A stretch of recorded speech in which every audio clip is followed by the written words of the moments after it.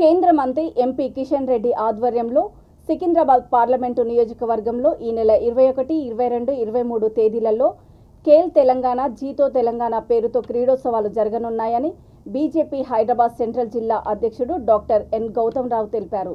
క్రీడోత్సవాలకు సంబంధించి పోస్టర్ను ఆయన విడుదల చేశారు. Kabaddi, cricket, kho kho, volleyball, athletics వంటి క్రీడలను నిర్వహించనున్నట్లు తెలిపారు.